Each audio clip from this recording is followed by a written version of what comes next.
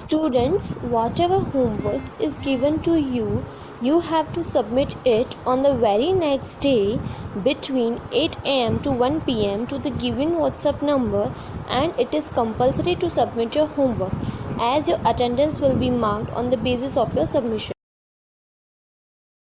Okay students, now let us understand next point, grasslands, जिसका मतलब होता है घास के मैदानों।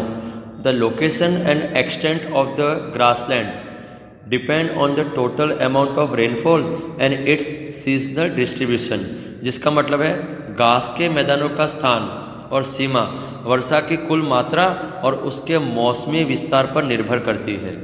As the amount of rainfall decreases, the forest cover becomes less dense and grasses grow between the scattered trees, जिसका मतलब है जैसे ही वर्षा की मात्रा कम होती है जंगल कम घने हो जाते हैं और बिखरे पेड़ों के बीच घास उग जाती है।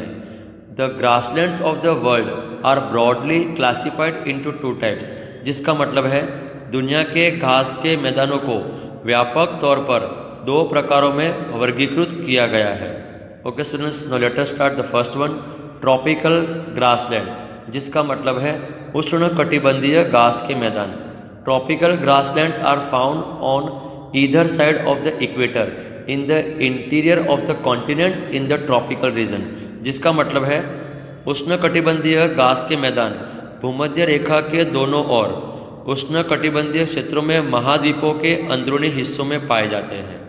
The regions include northern Australia, the Brazilian highlands and Guyana highlands into bracket South America and Sudan in Africa, जिसका मतलब है ये क्षेत्रों में उत्तरी ऑस्ट्रेलिया, ब्राज़ील के उच्च पहाड़ी इलाके और अफ्रीका में गुयाना के उच्च पहाड़ी इलाके, दक्षिण अमेरिका और सूडान शामिल है। In such regions the amount of rainfall is not sufficient for dense trees, जिसका मतलब है ऐसे क्षेत्रों में घने पेड़ों के लिए वर्षा की मात्रा पर्याप्त नहीं है।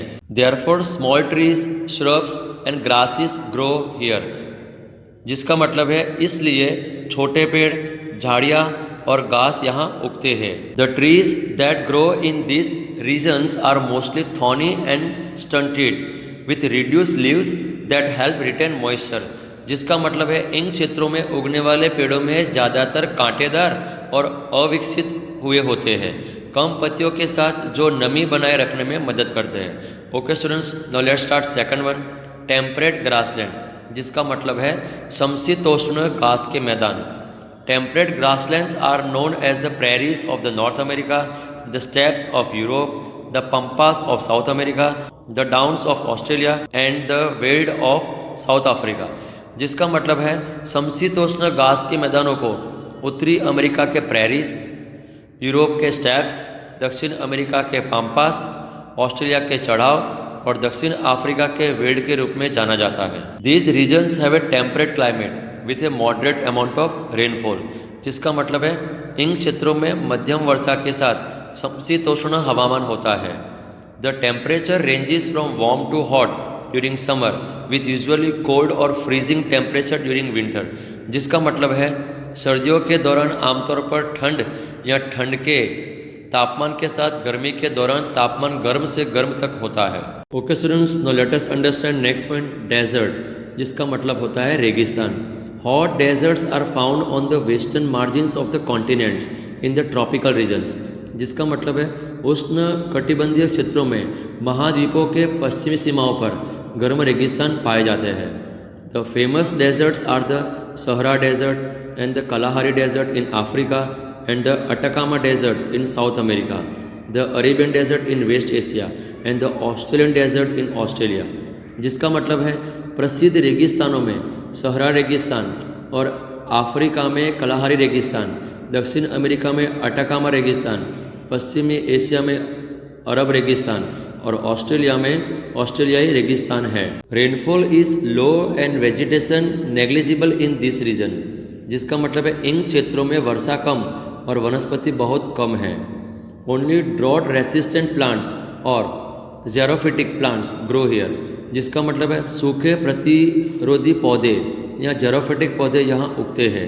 Cactus, date palms and acacias are the varieties that grow here, जिसका मतलब है थोर, खजूर और बबूल जैसी किस्में हैं जो यहाँ उगते हैं।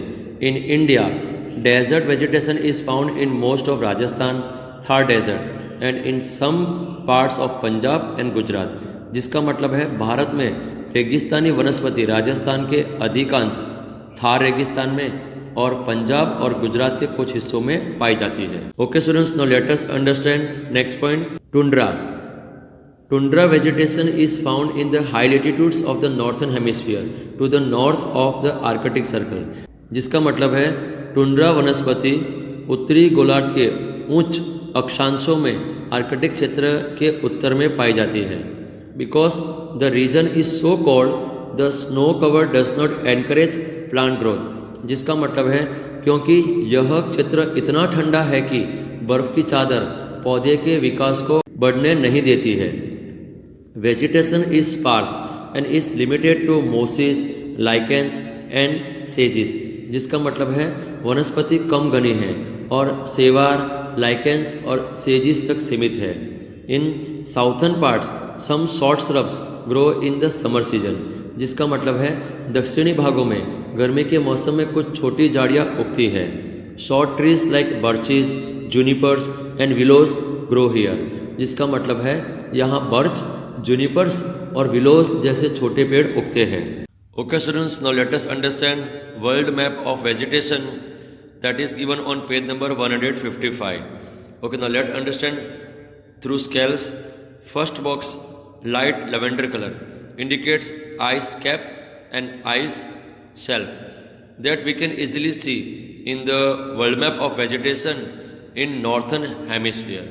After that, lavender color box indicates mountain vegetation and vegetation likes mosses, lichens with few trees. Such kind of forest we can easily see in map northern hemisphere in the countries like Sweden, Finland, Norway, Russia, some parts of Iceland and in northern Japan. Okay, then after that, blue box indicates tundra forest and the vegetations like mosses, lichens, rushes, grasses. Such kind of vegetation is found in northern hemisphere to the north of the Arctic circle. After that, parrot color box indicates boreal forest, also we can say taiga, and the vegetations high latitude coniferous forest. Such kind of forest found in again in northern hemisphere in Eurasian and American cold temperate region. After that, dark green color box indicates coniferous forest, mid latitude coniferous forests. Such kind of forests are found in again in northern hemisphere in North America and in Russia. After that, light parrot color indicates mixed forest, broad leaf and coniferous forest. Such kind of forest is found in again in northern hemisphere in North America, Eastern Asia and north parts of Japan. After that, light brown color indicates Mediterranean scrub, drought hardy scrubs and trees. Such kind of forests are found in the regions around Mediterranean Sea, South Central and Southwestern Australia and Western South Africa.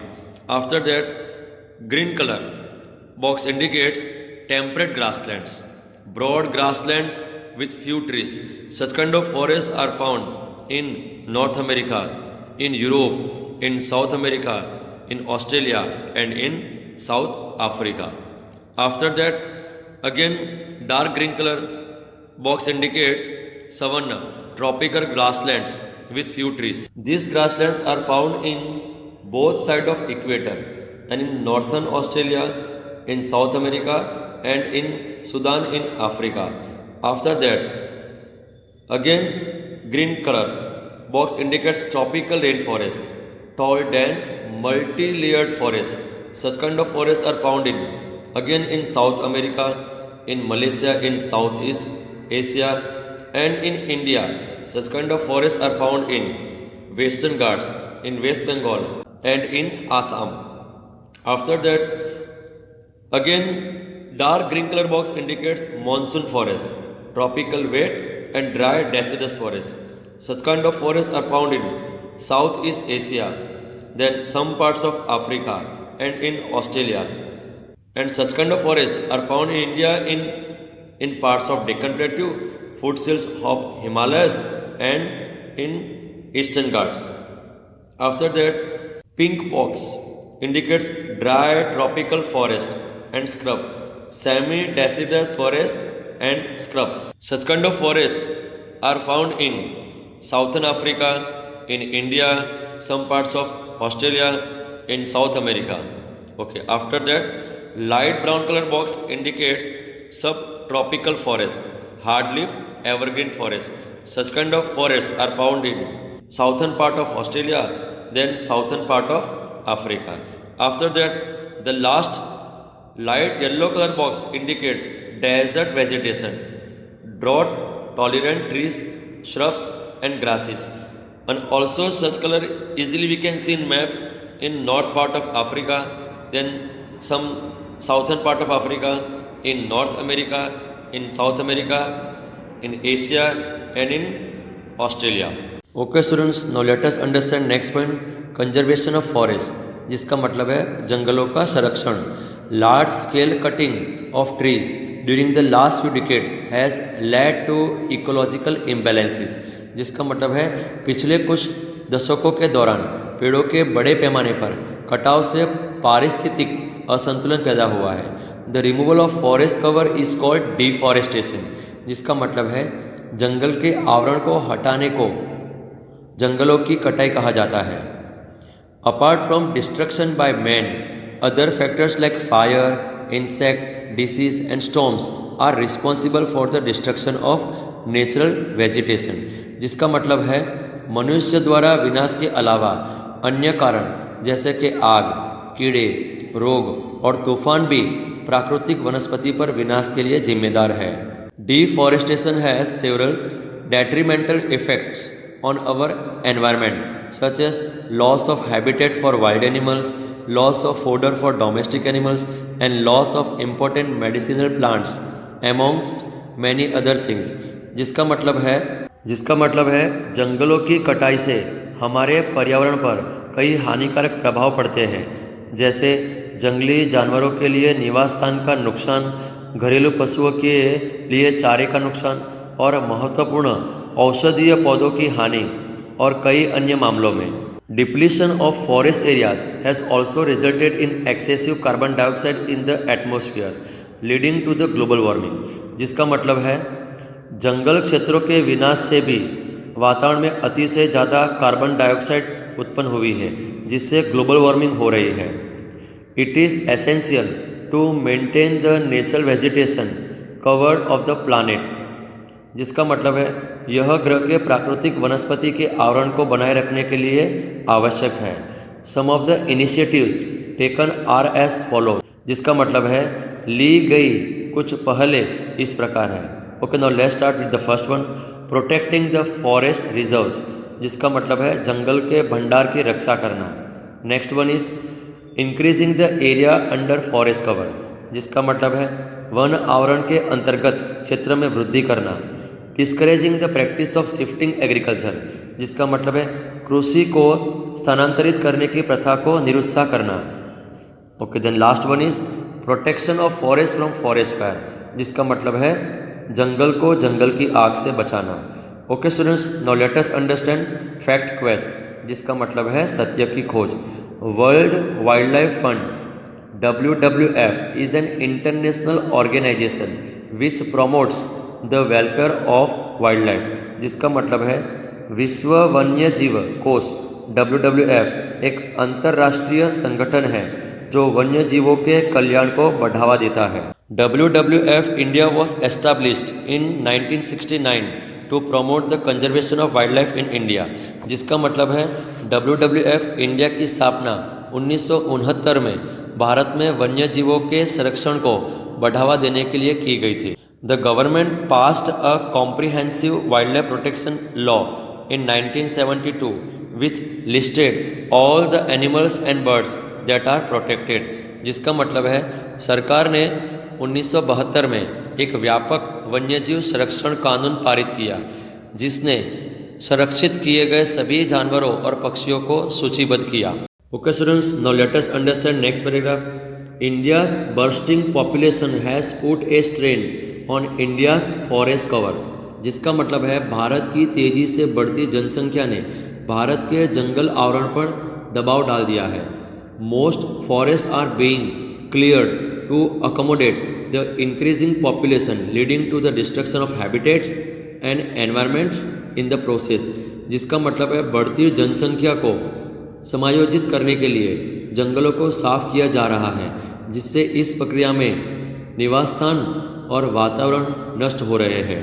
Human activities pose the greatest threat to wild life and its natural habitat, जिसका मतलब है मानव गतिविधियां वन्य जीवन और उसके प्राकृतिक आवास के लिए सबसे बड़ा खतरा है। Hunting and trapping for food by hunters, collectors and poachers has also led to the extinction of many animals, जिसका मतलब है शिकारियों, संग्रहकर्ताओं और अवैध शिकारियों द्वारा भोजन के लिए शिकार करना और फंसाना कई जानवरों के विलुप्त होने के कारण भी बना है।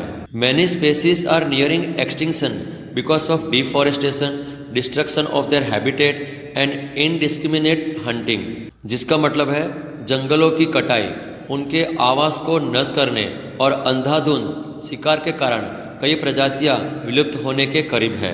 This species include mammals such as the Indian और the Asiatic cheetah, wild zebu, Indian rhinoceros and northern Sumatran rhinoceros, जिसका मतलब है इन प्रजातियों में भारतीय या एशियाई चीता, जंगली जेबू, भारतीय गैंडा और उत्तरी सुमात्रा गैंडा जैसे सस्तन प्राणी शामिल हैं। CITES CITES is an international body which stands for the Convention of International Trade in Endangered Species of Wild Fauna and Flora, जिसका मतलब है साइट्स एक अंतर्राष्ट्रीय संस्था है जो वन्य जीवों और वनस्पतियों की लुप्तप्राय प्रजातियों में अंतर्राष्ट्रीय व्यापार के सम्मेलन के लिए खड़ा है। They prohibit the trade of products made from endangered wildlife, जिसका मतलब है वे लुप्तप्राय वन्यजीवों से बने उत्पादों व्यापार पर रोक लगाते हैं। Our government has taken various steps to protect wildlife in the country, जिसका मतलब है हमारी सरकार ने देश में वन्यजीवों की सुरक्षा के लिए कई कदम उठाए हैं। National parks and sanctuaries are set up by the government to provide a safe home to wild animals where they may live and grow in number, जिसका मतलब है सरकार द्वारा जंगली जानवरों को सुरक्षित घर उपलब्ध कराने के लिए राष्ट्रीय उद्यान और अभयारण्य स्थापित किए जाते हैं जहां वे रह सकते हैं और संख्या में बढ़ सकते हैं।